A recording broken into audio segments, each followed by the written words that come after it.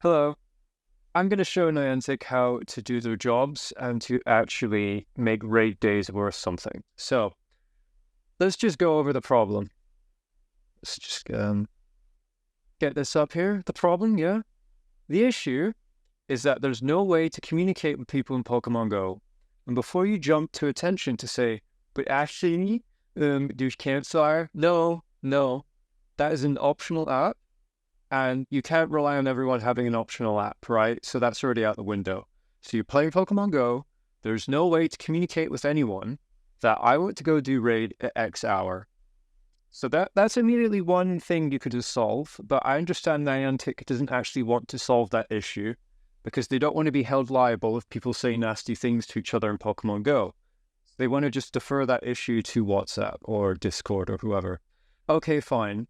There is another way we can solve this issue. Right. The issue right now, this is what the Gigantamax raids look like on the raid weekend. Raids spawned everywhere with no rhyme or reason on just roll of the dice, what is going to get what location is going to get what raid. It was just done at around once per hour. It's just randomness. So what you've done, Niantic, you've diluted the entire player base across the entire settlement. We're looking at Oxford today, just as a random given example. So by doing this, there's no inherent in communication. I can't walk out to any given point and sort of know where's the raids happening. Because let's say you've got a group of 5 people in the right side of Oxford. They don't know what's going on. You might get a few people on another spot. It's just pointless having this system. Similarly, let's take a look at elite raids and shadow raids. This is another example. These are more spaced out, but again, there's no rhyme or reason. So if I want to go out on a given day and do a shadow raid, I just have to hope I bump into someone completely by chance.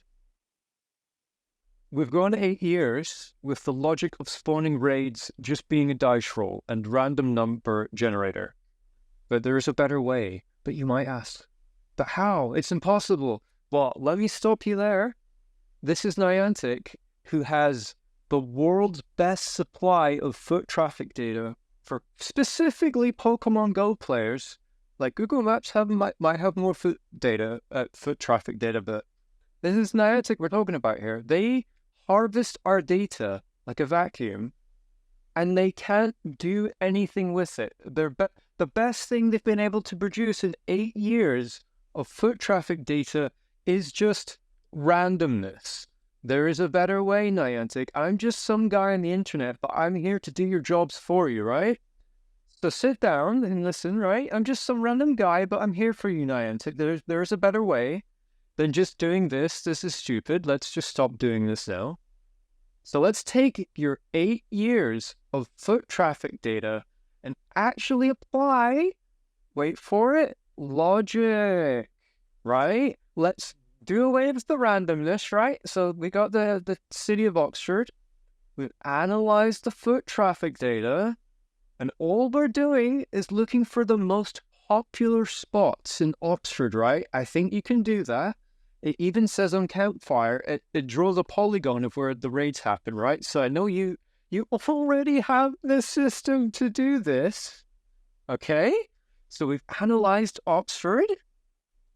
Boom! Oh, we've analyzed the city center, and we're only going to spawn Gigantamax raids in the city center, right? So instead of this, we focus it down to one spot. And we're going to have, in this example, 5 raids. So if it's the raid weekend, I will know if I travel from any given point. If I wake up here and decide I want to raid, I know if I just go to the city center, everyone else is going to know to go to the city center.